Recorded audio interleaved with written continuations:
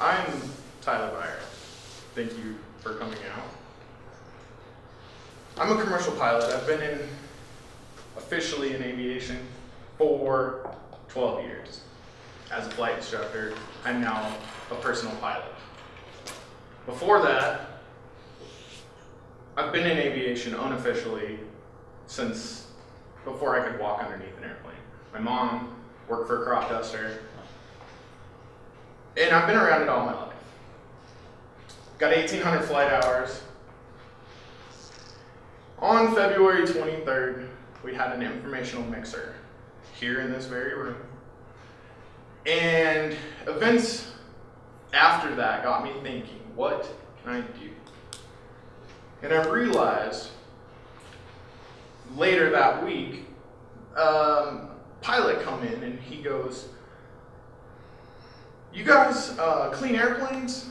Because I got a messy airplane and I really need to clean it." And until that point, I really didn't think that you could charge somebody to do that. I just thought that was part of being a pilot, washing these airplanes constantly and keeping them nice. Anyways, I go out to this guy's airplane, and he happened to be one of the larger landowners in Wyoming. He likes to take his 182 and chase his cows around. He happened to land in a field like he normally does and picked up a few cow pies. And he made one heck of a mess of his airplane. That's not a typical operation, but we went ahead and cleaned it for him, and I was really eager. I want to kind of show you the problems with airplanes and as they fly and how they get dirty. This happens to be bugs. As the airplane flies, bugs collect on the leading edges of the airplane. This is a normal operation, about 200 hours without cleaning an airplane. You can see the big brown streak down the side. Some people like that. Some people don't want to clean that off. For everyone else, there's Airplane Clean. It's a professional airplane cleaning service. What we do is literally wipe the gunk off the airplane. This is a picture of a belly of an aircraft. That's the underneath. The left-hand side is caked with engine oil, exhaust, and propeller blast. That's dirt that is blasted up onto the airplane from the ground. This airplane was cleaned 9 hours ago. After that, it took us about 6 hours to clean this airplane. It would take the owner 8 or 9 hours, according to him, because he's cleaned it himself. He paid us $350 to do this. These are two pictures of other aircraft bellies, greasy in the same fashion. In the foreground is the cleaner area, or what has been cleaned. The left side is completely clean. The right side, you can see just the buildup. This is typical for 50 to 100 hours of operation of the aircraft. On the left side, they paid us $75 to clean it. On the right side was $350. You can see the exhaust staining there on the bottom of the airplane. So it's been wiped off and it's stained, so that requires additional work. This is a turbine aircraft, single engine, like a medium-sized Pilatus. This is exhaust soot buildup after 150 to 200 hours of operation. The right side has been cleaned and polished. The left side is as it was. This particular job paid $680. It took about 16 labor hours. So here's a general kind of price sheet of what we kind of package we can offer. We have top wash, bug wash, belly wash, and they're just different parts of the airplanes that typically get more dirty than the others. We can wash just those and kind of keep the high spots knocked down, or the dirty spots. So it's quite a wide range of pricing because there's a wide range of airplane sizes. The bigger the airplane, the more money and more time it's going to take me to clean it. So in Casper, there are 123 aircraft based on the field. There's 5 or 6 commercial operators that would be viable to work in a contract for cleaning their aircraft. The other side of that is a transient population, or people that visit Casper, and it's really quite a high number. We have roughly 20,805 aircraft every year visit Casper. So out of that, there's military and commercial traffic and local traffic. I estimate we can get 15,400 potential customers every year. The types of customers, I have corporate aircraft. Corporate aircraft are for hire or hauling people. They pay to be in it, and it's a different set of rules. I have private aircraft. Private aircraft are every other aircraft that's not being flown for hire. And then we have kind of company aircraft. And our company aircraft, they would be more likely to sign contracts to keep their airplane in a nicer shape than the average owner.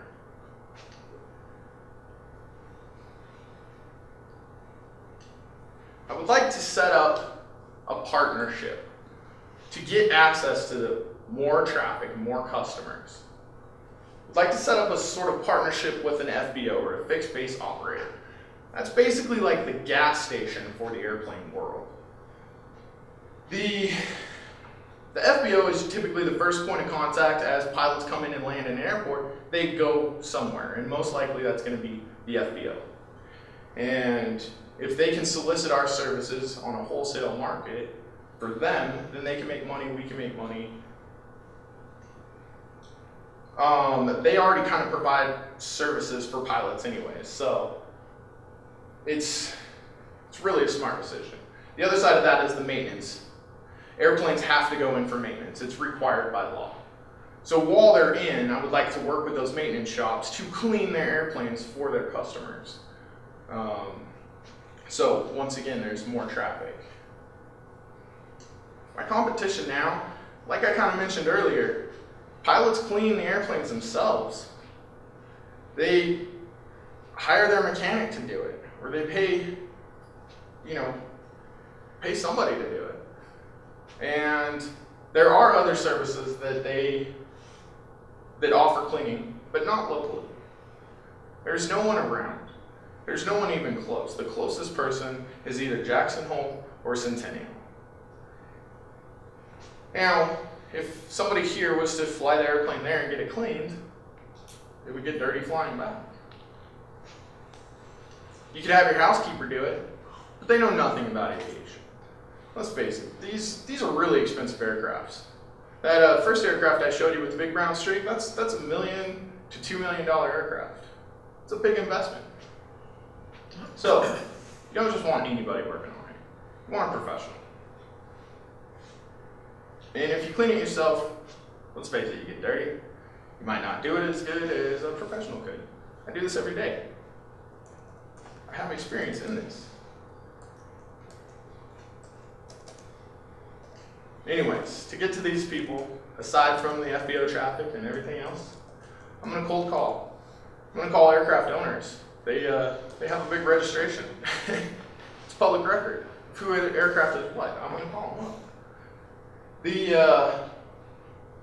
I'm going to talk and I'm going to hustle business. Everybody that I see getting out of an aircraft, I'm going to approach them and I'm going to try to clean the airplane. I'm going to train all of my staff to do the same thing. Online at pilots' websites, pilots visit, they need a lot of information about different places all the time. Websites are great marketing for that. I'm going to host a fly-in. A fly-in is like a mini air show. Essentially, it gives people a reason to fly here. The more traffic that we have here, the better my chances are of getting somebody to give me a little bit to clean their plane. Promotional and discounts. If you look at the first page of your packet, this is an example of a flyer that I sent out with some promotions on it and some discounts.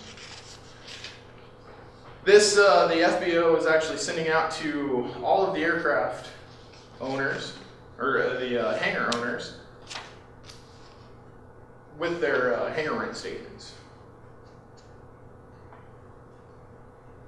This is a picture of an example. Well, it is an example. Two different aircrafts. This is what happens when you don't clean your airplane. This is corrosion. This is, they're both underneath in the gear well on the nose part of the aircraft, but they're two different airplanes completely, but they all have corrosion. You can see the paint's missing. All of this it's costly because they have to strip all this off. You can't leave rust. You can't paint over it. You have to replace it or strip it off and repaint it. Once again, this is unairworthy. This makes your airplane not able to fly. So we go into the sales strategy. I'm going to get free estimates for everything. It's completely fine. Call me up, I'll tell you exactly what it's going to take. I'm fair priced. I'm going to have everybody and myself upsell service. If they call you out for a bug wash and you notice the wing is dirty, clean it.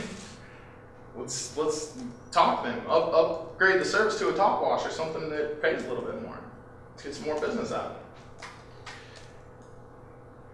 I'm going to try to schedule the next service as they come on. We're signing the ticket, and when can we schedule the next? When are you going to be here again? We've got to talk to these people. We've got to get a mindset of sell all the time.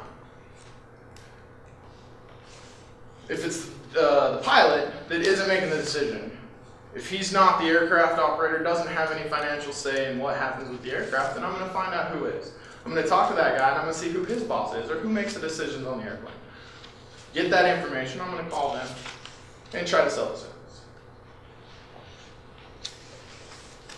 So I have basically two streams of revenue. The contracts, which are kind of guaranteed every single month, we've got something we can bank on. Coming in, clean my airplane every month, wash it completely, something like that. We have the one-time services that are from the transient population mostly. The transients who do come in and they say, wipe my windows or clean the bugs off the front of my plane. Those are real quick, easy services we can handle very fast and generate a decent amount of money because there's more numbers. There's a higher transient population than just the single guy saying, clean my airplane every single day.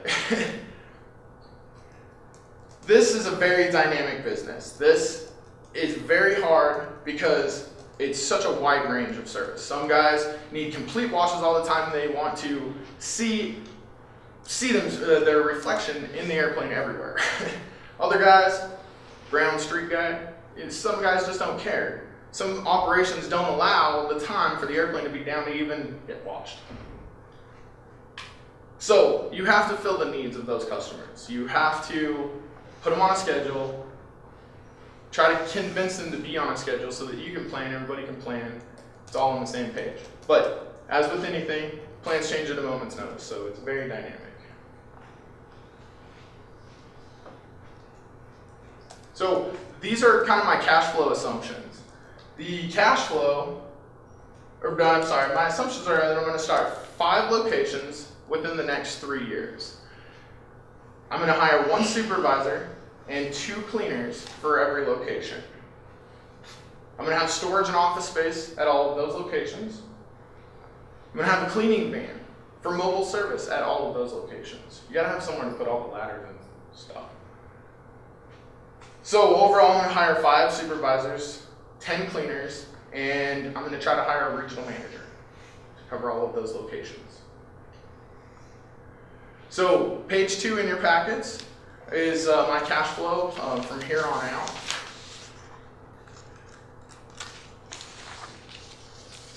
So we have broke down, this is Casper's year 1. And you can see it's April because I've already started this. We've already been going. So April is actual numbers. May is a really good projection. I have almost $1,000 on account right now, or invoiced. So I think we're really good for hitting our target goal of 1,800 this year, or this month. So over the next year, 6 months, month 6, we get office space here in Casper. Month 7, I get a van. I hire an employee, well, eventually a full staff here by the end of the year. And $7,800 isn't unreasonable at the year or month 12. It's not an unreasonable number for transient traffic to come in. It's 6 aircraft a day give me $40 to clean the bugs off. So I don't feel that that's unreasonable. My cash flow, I have $95,955 by the end of the year. I have $64,500 in expenses. Excuse me, a balance of $31,000. So it seems like a small number, but we're gaining quite a bit of stuff. You get an office and a van and employees. So it's still in the positive. I think that's pretty good. Airplane clean year 2. Year 2 is exciting because we get to expand a little bit. You can see Casper is going to take the hit. Casper is going to train the employees. I'm going to give each employee 2 months of training to clean, to learn how to clean and do it properly. My cash flow for Casper, year 2, 188, expenses 126. Once again, we took a big hit, but we hired 2 locations worth of people, and we've set up 2 locations. We'd like to set up in Billings, Montana. Billings, Montana is a little bit bigger than Casper. They have a little bit more traffic, but they're pretty close to the same. Billings is the bigger market that I'm looking at, followed by Grand Junction. Now, Grand Junction is really relatively the same as Casper. So my assumptions here on this are that I have a 20% increase. I get $6,000 in contracts for Casper, $8,000 in Billings, and $65,000 in Colorado. Once again, I don't feel that these are unreasonable numbers. I hope that we can get a lot more traffic than that. My year 3, sorry, it's kind of messed up. My year 3 in Casper, it's again, we take the hit, we train the employees. So we don't gross a whole lot, but we're the training center. So Billings does pretty well. They don't have a lot of expenses, they don't have a lot of overhead because they're all under Casper. Casper's taking the hit for all of this. So they got a lot higher gross numbers because they're not having an overhead. Grand Junction, you guys can see the numbers on here. Basically, after year 3, my total cash balance between all 5 of the locations is $675,839. So that's quite a few more thousand than I have now. I think it's promising. So, and once again, I'm completely reserved on my numbers. I overestimate my expenses ridiculously. I underestimate my income. And I really do think this is a profitable idea. So, on that note, thank you for coming out. And I appreciate everything. Great. We'll wrap up for some questions here. I was going over our notes from several months ago. You were at that time thinking about $80 an hour. Mm-hmm. It seems to have been revised, maybe. A little bit, yeah. There's been a lot of fluctuation as we kind of get some more business. Sorry, I forgot to repeat the question. That's all right. That's all right. But it's been a lot of revising over as I'm starting to do this and I'm getting customers. I'm really getting a feel for what the market is actually kind of doing, and really what we can do it for.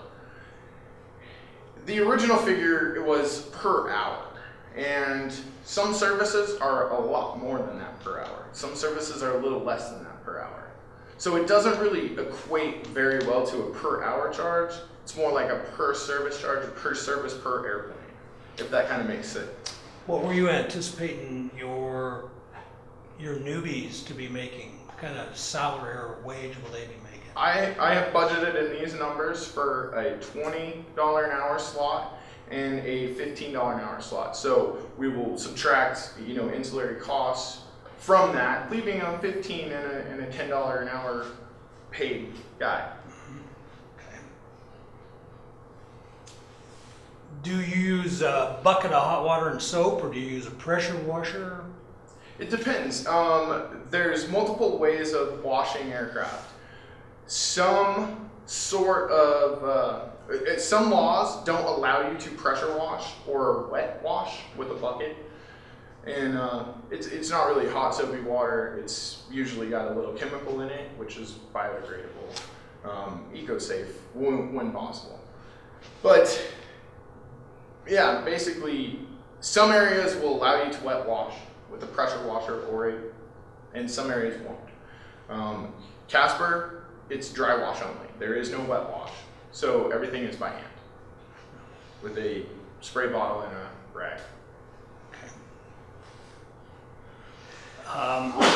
Today, it's still just you? Yes. When you start to populate your business and you've got a manager in Grand Junction and a manager in Billings, how do you ensure that your culture, that the services that you're providing are being properly? That's a great question. The advantage to me is I'm a pilot, so I will fly in and I'll schedule it as somebody else just to see, hey, you guys are gonna clean my plane while I'm here. I'm gonna watch it. But I'm gonna, try to generate feedback from my customers. I'm gonna know their email addresses and stuff like that. I can send out surveys.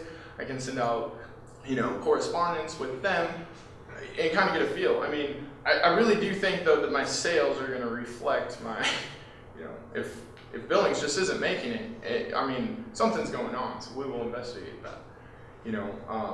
But yeah, lots of visits by the regionals and by myself. Okay, so you'll have regular clients that you'll invoice monthly. Yes. How do you handle your transient clients? Smartphone and a credit card swipe, or what's your plan there? Well, like I said, the partnership with the FBO will help with a lot of that. Because they'll be the POS, so they'll be the point of sale, Okay. and we'll invoice in the background. So it's all handled through the FBO. Okay. The other transient clients that we get that are not through the FBO, yes, we will have some sort of method, either billing or a swipe. a swipe. Other than that, you'll be net 30. Is that how you'll anticipate your billing to go? Yes. I would like 30-day period. It's kind of where we're at now. So That might have been all my questions, at least right now. Great, thanks, Don. I would note that when we started this process, you weren't in business yet. You were thinking about getting into business. that is correct. And after you became a finalist, you went ahead and put together an outline of what you wanted to do and what you wanted to sell, and you started selling. And you've actually done some planes since we last saw you. Mm-hmm. Tell me what you kind of learned as you've gone along, and is it different than what you thought it would be? And what have your experiences been so far in implementing in business? It is very different. With anything, you can plan for something, Right. and you get a completely different outcome. Me being a pilot is good at dynamics, so good at changing on the fly. But Right.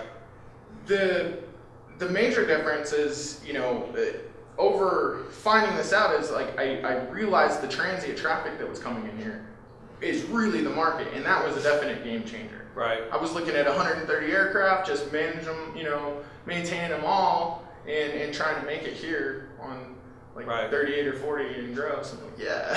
Right. The actual market But the turned out to be transit- bigger than what you thought it was. It gonna was be. it was huge. It's a huge population of aircraft. Right. It's 54 aircraft coming here every day. Right. That's phenomenal. Great. So, yeah, just a small percentage. Great. So we appreciate you being a participant in this, Tyler, and coming early so we can videotape you, because you're going to be doing a flight next next Friday when we have the competition. And if you would, please join me in thanking Tyler for a great presentation.